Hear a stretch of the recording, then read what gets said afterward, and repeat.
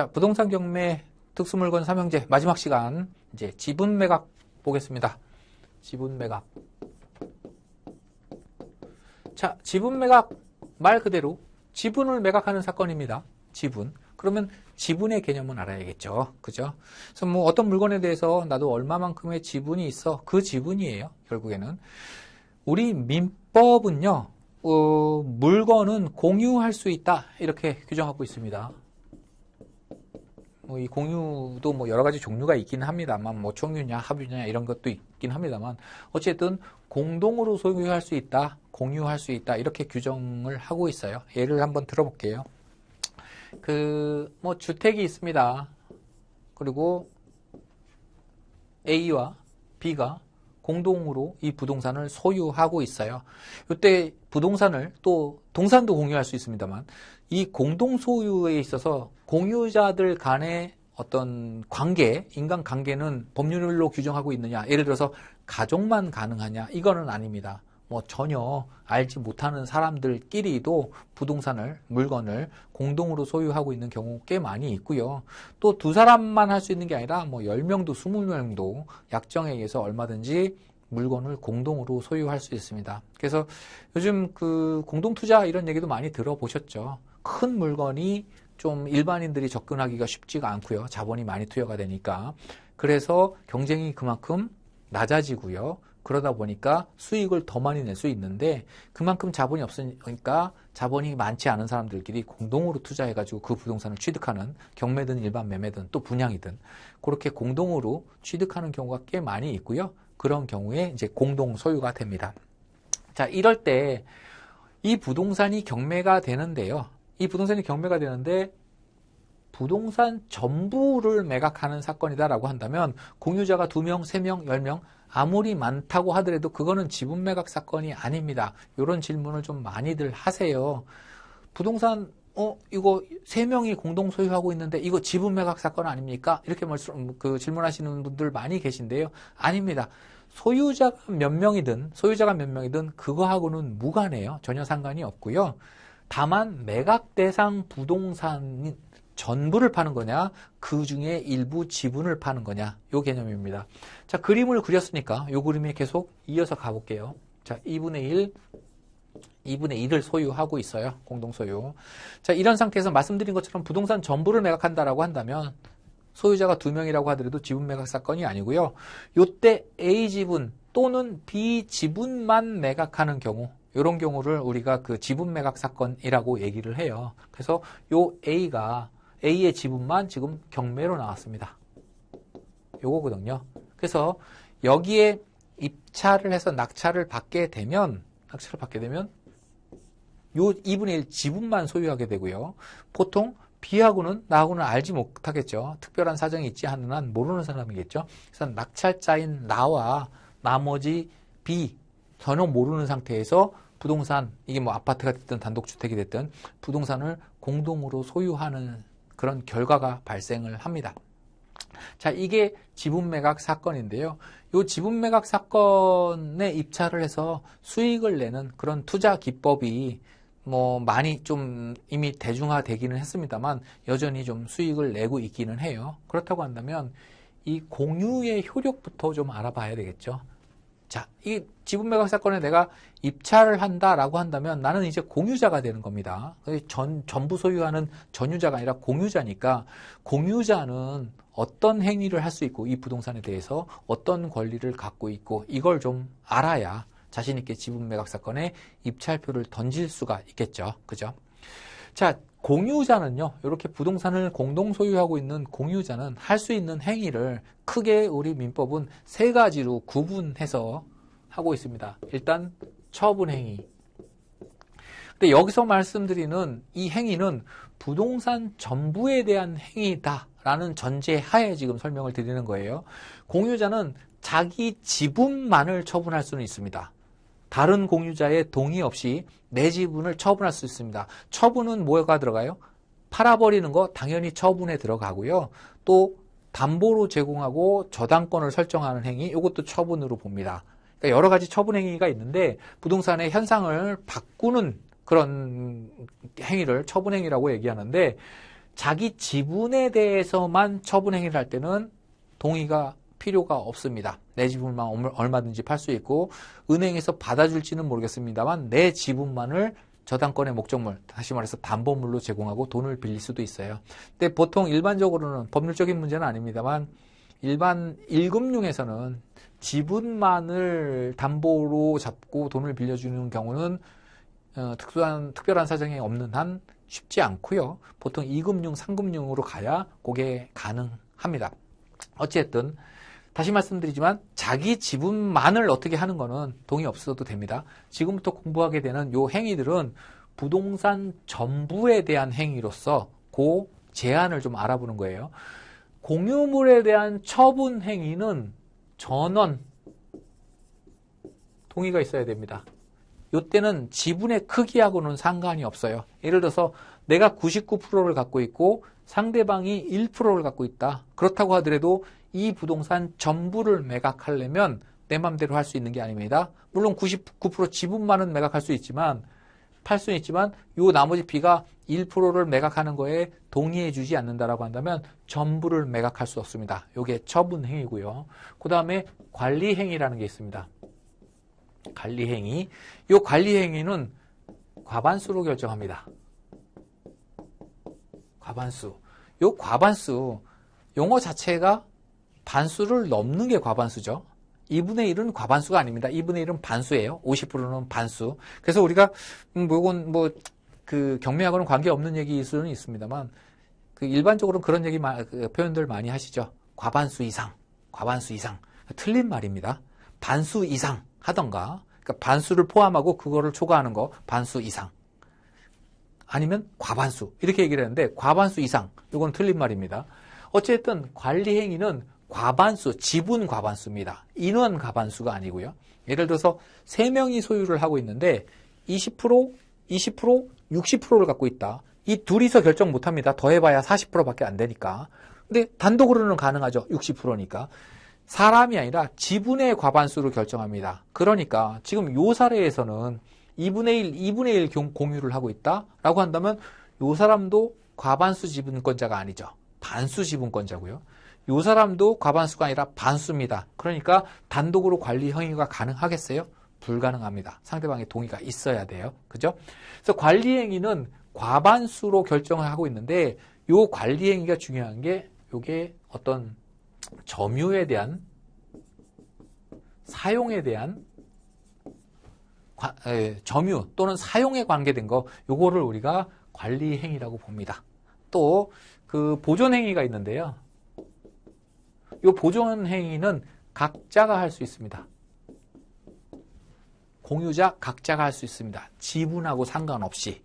무슨 얘기냐? 내가 어떤 부동산에 대해서 어떤 토지에 대해서 1% 지분을 가지고 있어요. 그래서 어느 날 내 땅 잘 있나? 그러고 현장을 한번 나가봤더니 알지도 못하는 사람이 다른 공유자도 아닌 사람이 그 땅 위에다가 막 뭔가 작물을 심고 있어요. 고추를.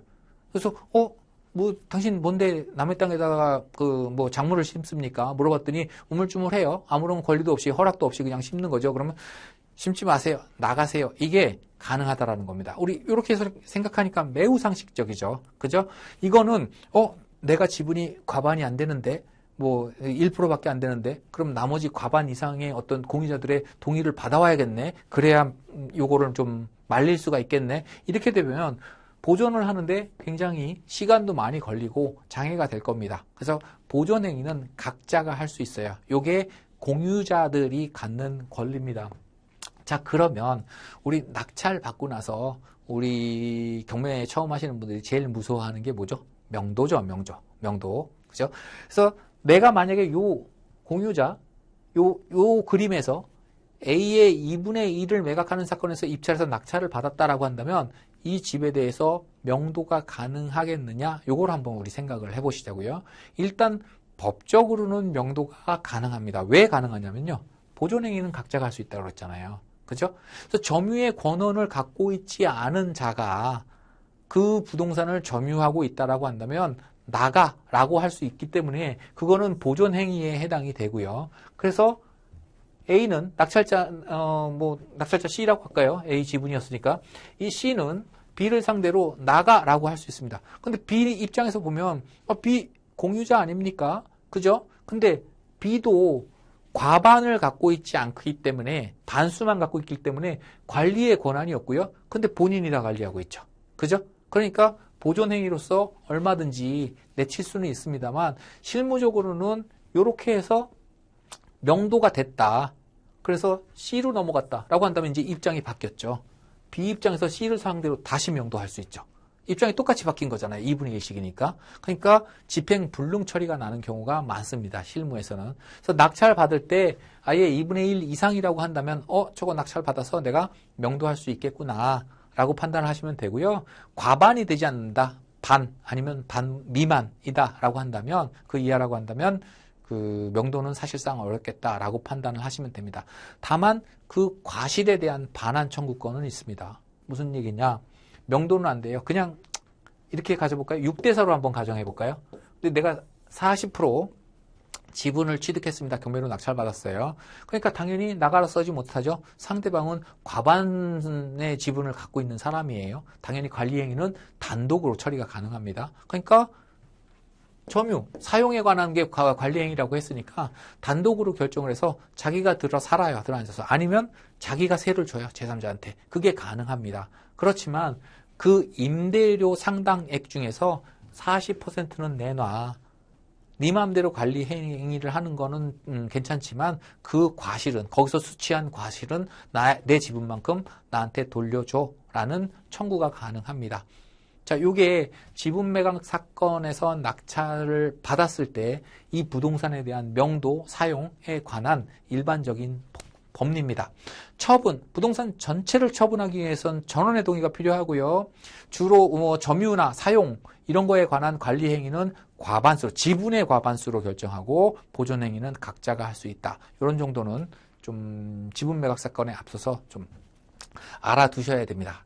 자, 그러면 말씀드린 것처럼 이 지분 매각 사건은 어떤 권리에 대한 분석은 아니잖아요. 그 제한 물건이라고 하죠. 소유권이 있고 그거를 제한하는 뭐 저당권이라든가 지상권이라든가 뭐 전세권이라든가 이런 제한 물건 문제가 아니라 소유 자체에 대한 물건이에요. 근데 이게 그렇다고 해서 그렇다 보니까 특수 권리다라고는 얘기는 못 하는데 그럼에도 불구하고 특수 물건이다. 특수물건 삼형제에서 오늘 들어가 있는 것처럼 그렇게 시장에서 얘기되어지는 이유는 요걸 이용해서 요거 입찰해서 수익을 조금 더 다른 물건 투자하는 것보다는 더 크게 낼 수 있는 방법이 있기 때문에 특수 물건으로 분류가 되는 것 같아요. 그러면 이 지분 매각 사건에 입찰을 해서 어떤 방식으로 소득을 창출해내는지 그 내용을 좀 한번 보도록 하겠습니다. 자, 깨끗하게 그림을 좀 다시 그려볼게요. 역시 있습니다. 그 A 지분이 있고요. B 지분이 있어요. 자, 요번에는 그냥, 어떻게 얘기를 할까요? 2대1 하지 2분의 1, 2분의 1 하지 말고요. 그냥 6대4로 할게요. 여기 40%의 지분을 A가 갖고 있고요. 60%의 지분을 B가 가지고 있습니다. 자, 이 상태에서 A 지분이 매각되는 지분 매각 사건이에요. 지분 매각 사건. 그러면 요거를 이제 낙찰 받는 건데 이렇게 지분 매각을 하는 데 있어서 감정평가를 해야 되겠죠. 그리고 경매 최초 최저 매각 가격, 신건에서의 최저 매각 가격은 감정평가 금액을 기초로 해서 결정하게 되어 있습니다. 그러니까 경매를 하기 위해서는 반드시 감정평가가 이루어져야 되는데 그때 지분에 대한 감정평가 방식은 만약에 이게 전체를 매각한다라고 봤을 때는 약 10억 정도 되는 물건이다. 계산하기 쉽게. 이렇다. 그러면 그 중에 40% 지분이잖아요. 그러면 4억으로 감정이 됩니다. 근데 사실상 전체를 다 가졌을 때 100으로서의 가치가 있다. 근데 40%밖에 못 갖고 있으면 4억의 가치보다는 더 낮게 보는 게 맞죠. 그 40%를 내가 온전히 사용할 수 있는 게 아니다 보니까. 그죠? 그러나 감정평가의 방식은 우리 민사집행법에서 딱 규정을 하고 있습니다. 이것도. 그냥 전체를 전체를 감정을 해서 그 지분의 비율대로 나눕니다. 그러면 감정평가 금액이 4억이 되겠죠. 그죠? 자, 이 상태에서 매각을 진행을 합니다. 매각을 진행을 하는데, 10억. 아파트라고 볼게요. 단지도 좀 뭐 괜찮습니다. 수도권에 괜찮은 단지 내에 있는 아파트라고 볼게요.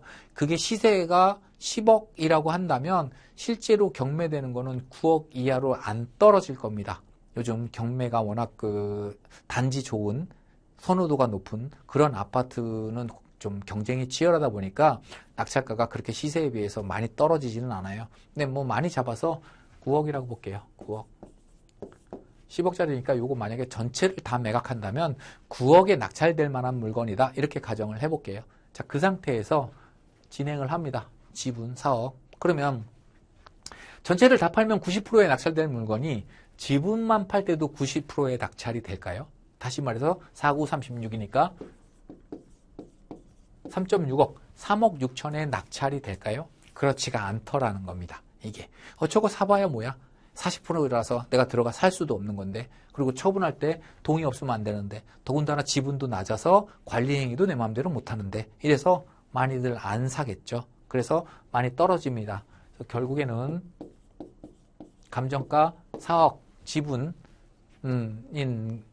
요 지분을 2억 5천에 낙찰을 받았다고 가정을 해볼게요. 자, 이렇게 되면 나는 낙찰자는 2.5억에 2억 5천만 원에 요 10억짜리, 시가 10억짜리 부동산의 40%를 보유하게 되는 겁니다. 그죠? 이때 좀 아까 공유자가 가지고 있을 수 있는 권리, 처분, 보전, 처분, 관리, 보전 얘기했는데요. 그거 말고 또 하나 우리 민법이 규정하고 있는 게 뭐냐면 공유물 분할 청구권입니다. 공유물 분할 청구권. 공유자는 자기 지분의 크기와 상관없이 다른 공유자를 상대로 공유물의 분할을 청구할 수 있습니다. 나 너랑 더 이상 이 물건을 공동으로 소유하고 싶지가 않아. 그러니까 우리가 공동으로 소유하고 있는 이 물건 분할하자라고 청구할 수 있는 겁니다. 자, 이렇게 청구를 하게 되면 이것도 당연히 민사니까 민사는 당사자의 합의가 우선되는 거고요. 합의가 이루어지지 않으면 이제 법원에 해결을 요청하는 거, 이때 소송이 제기가 되는 건데요. 요거 분할이 될까요? 낙찰 받고 나서 야, 이 아파트 내가 40% 갖고 네가 60% 갖고 있으니까 40%만 나한테 내놔 라고 한다면 줄 수 있는 방법이 없죠, 현실적으로. 가장 좋은 방법은 팔아서 그 대금을 6대4로 나누는 방법인데 그게 좀 합의가 안 돼요. 왜냐하면 일반적으로 A와 B는 물론 법률적으로는 서로 이해관계가 없는 사람도 물건을 공유할 수 있다라고는 규정하고 있습니다만 실무적으로는 모르는 사람이지가 않죠. 대부분 가족이거나 부부가 제일 많습니다. 이런 상태에서 남편 또는 부인의 지분만을 내가 낙찰받았다라고 한다면 나머지 공유자는 나한테 좀 적대감이 있을 거예요. 우리 재산을 좀 헐값에 뺏어간 사람, 이제 이런 개념이 있을 겁니다. 그러다 보니까 합의가 잘 안 되고요. 결국에는 법원에다 공유물 분할 청구 소송을 하는 겁니다. 청구 소송을 하면 법원은 공유물에 대한 분할 청구가 있을 때 원칙적으로는 실물 분할이 원칙입니다. 물건을 실제로 잘라주는 거죠. 지분의 비율대로 잘라주는 게 원칙입니다만, 자, 이게 뭐 단독주택이다, 아파트다 라고 한다면 실물 분할이 안 되겠죠. 자를 수가 없잖아요. 그죠? 이렇게 실물 분할을 했을 때 그 물건의 객관적인 가치가 현저하게 감소할 위험이 있다. 당연히 감소되겠죠. 아파트를 반으로 잘라놓으면. 그죠? 그런 위험이 있다 할 경우에는 법원은 환가 분할을 명할 수 있습니다. 환가 분할은 뭐냐? 말 그대로 좀 아까 얘기했던 것처럼 이 부동산을 매각해서 그 대금으로 지분의 비율로 나눠주는 방식의 분할 방식. 요거를 환가 분할이라고 얘기를 합니다. 그럼 결국엔 팔아야 되는데요. 법원이 이런 결정에 의해서 이 부동산을 파는데 뭐 동네에 있는 공인중개사 사무소에 내놓지는 않겠죠. 다른 방법을 쓸 겁니다. 그게 뭘까요? 결국에는 경매. 우리 민사집행법에서 규정하고 있는 그 물건을 매각하는, 다시 말해서 돈으로 바꾸는 훌륭한 제도가 있잖아요. 부동산 경매라는. 그래서 그 부동산 경매를 명하게 됩니다. 그러면 이제는 매각 대금으로 그 대금을 지분의 비율로 공유자들한테 나눠줘야 되는 거기 때문에 지분 매각이 아니겠죠. 그죠? 이제는 전체를 다 팔아야겠죠. 전체를 다 팔아서 그 대금을 지분의 비율로 나눠주는 겁니다. 그러니까 지분 매각은 아닐 거고요. 아까 우리가 출발한 전제는 뭐였었죠? 이게 시세가 10억짜리였고 전체를 다 판다라고 한다면 9억 정도에 충분히 낙찰될 수 있는 물건이다라는 전제하에 지금 그 설명이 시작이 된 거잖아요. 근데 지금 그거대로 이 부동산을 전체를 다 매각하게 됐어요. 그래서 예상대로 9억에 매각이 됐다라고 한다면 나한테 얼마 배당이 될까요? 나는 40% 갖고 있으니까 4구 36, 3억 6천 이렇게 배당이 되는 겁니다. 나는 얼마에 샀는데 2억 5천에. 그죠? 그래서 1억 1천만 원의 수익이 발생한다. 요런 겁니다. 물론 이렇게 수익이 발생하면 당연히 양도소득세 내야 됩니다. 당연히 양도소득세 내야 되고 또 소송하는 과정 시간 걸릴 거고요. 그 소송에서 경매 결정이 난다고 하더라도 경매 개시 결정 나고 매각 준비하고 한두 번 유찰되고 소유권 낙찰자가 잔금 지급하고 또 배당 기일까지 가고 이러려면 뭐 조금 늦어지면 한 1년 정도, 빨라야 8개월 이상의 시간이 걸립니다. 빨라야. 그러니까 그런 시간, 소송 시간까지 다 고려를 한다면 역시 투자 시간과 비용은 들어가긴 할 겁니다만 그런 걸 다 계산하더라도 뭐 일반적으로 뭐 그 2억 5천만에 그냥 2억 5천만 원에 온전한 빌라를 하나 샀다. 이거 1, 2년 만에 3억 6천에 주변에 특별한 개발 호재가 있거나 이렇지 않는 이상은 그렇게 상승되기를 기대하기는 어렵거든요. 그죠? 그러니까 이렇게 공유 그 지분에 있어서 지분 매각 사건에 입찰해서 요거를 소송을 통해서 환가해서 수익을 창출하는 방식. 요거 때문에 아마 지분 매각 사건을 그 특수 사건이다. 이렇게 얘기를 하고 있는 것 같습니다. 자, 요렇게 진행되는 경매, 그러니까 공유물 분할 청구에 의해서 진행되는 경매를 우리가 형식적 경매라고 얘기를 해요. 경매라는 거는 원칙적으로는 채권자, 돈을 받을 채권자가 돈을 줘야 될 채무자가 의무를 이행하지 않으니까, 다시 말해서 돈을 갚지 않으니까 채무자 소유의 부동산을 매각해서 그 매각 대금으로 내 채권을 만족시켜주세요. 이게 경매의 핵심이잖아요. 그죠? 그런데 지금 A 지분을 낙찰받은 C가 공유물 분할 청구를 했고요. 공유물 분할 청구에 의해서 법원이 환가 경매를 명한 건데요. C가 B한테 받을 돈이 있는 건 아니죠. 그죠? B가 C한테 줘야 될 돈이 있는 건 아닙니다. 그냥 분할하자라는 거잖아요. 그러니까 경매는 원칙적으로 금전 채권이 있어야 진행이 되는 건데 금전 채권은 없지만 그냥 경매의 형식만을 빌려와서 사건을 해결한다. 이런 차원에서 형식적 경매라고 얘기를 합니다. 자, 이렇게 공유 지분을 취득을 해서 공유물 분할 청구를 통해서 수익을 실현하는 방식에는 조금 함정이 있기는 합니다. 그러니까 헛수고를 할 가능성이 커요. 무슨 얘기냐 하면은요. 자, A가 있고 B가 있습니다. 이때 A 지분이 경매로 매각되고 있어요. 그래서 C한테 낙찰이 됐다라고 한다면, 그죠? C한테 낙찰이 됐다라고 한다면, 말씀드린 것처럼 낙찰자 C와 다른 공유자 B는 그 일면식도 없는 그런 관계일 가능성이 크고요. 그렇게 되면 또 다른 분쟁이 발생을 하겠죠. 경매 사건도 민사소송 사건이고, 민사라는 것은 사인 간의 분쟁을 해결하기 위해서 진행되는 게 민사사건입니다. 이때는 지금 이 경매는 왜 어떤 분쟁을 해결하기 위해서 A가 갚아야 될 채권자가 있겠죠. A가 채무자라면. 그러니까 경매 나왔겠죠. 채권자와 채무자의 분쟁을 해결하기 위해서 지금 이 경매를 진행을 하는데 그 결과 또 다른 분쟁이 발생된다라고 한다면 이거 하나 해결했더니 이런 문제가 발생한데 이거는 민사의 근본적인 취지에도 부합하지 않는다라는 겁니다. 그래서 이렇게 지분 매각 사건을 할 때는요. 나머지 공유자, 지분 소유자 요 B한테 아주 특별한 권리가 인정이 됩니다. 그게 뭐냐면 공유자 우선 매수 청구권입니다.